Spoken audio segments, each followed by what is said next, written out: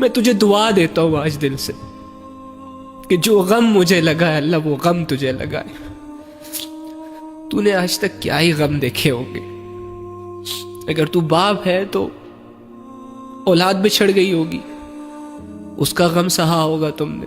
اگر تو ایک بیوی ہے تو شوہر کی بے وفائی کا غم، اور اگر کسی سے چکر وکر چل رہے ہیں تو ان کے چھوڑ دینے کا غم، کسی چیز کے چلے جانے کا غم، کسی نقصان کے ہو جانے کا غم، کسی اپنے کو کھو دینے کا غم.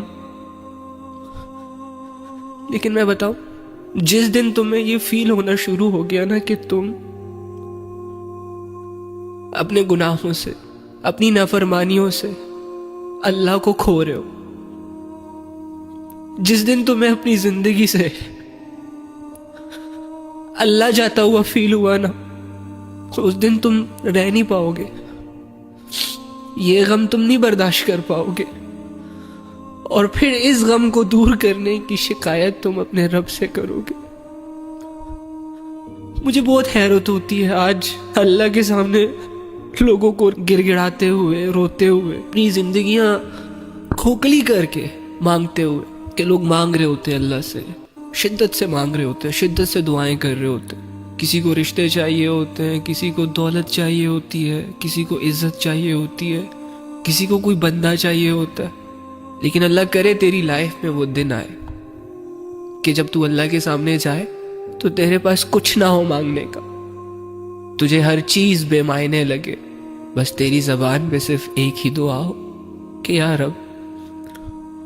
جب تو کہتا ہے کہ تو میرا پیدا کرنے والا، جب تو کہتا ہے کہ خالق بھی تو ہے، رازق بھی تو ہے، حفیظ بھی تو ہے، حفاظت بھی تو نے کرنی ہے، دوست بھی تو ہے، مددگار بھی تو ہے، سب کچھ دیا بھی تو نے اور سب کچھ ہے بھی تیرا، تو میں تو رہ گیا نا لکیر کا فقیر. اور تو یہ کہتے ہوئے یہ خواہش کرے، یہ حامی بھرے کہ اللہ اگر یہ سب کچھ تیرا ہے، میں بھی تو تیرا ہوں، مجھے بھی اس لائق بنا دے کہ میں یہ فیل کر سکوں. یا بہت مشکل سے بات کر رہا ہوں، اس لیے اس ٹاپک کو نہیں چھیڑا کرو یار پلیز. مجھے میرا ماضی یاد آتا ہے اور پھر بہت مشکل ہو جاتا ہے میرے لیے سب کچھ بھلانا.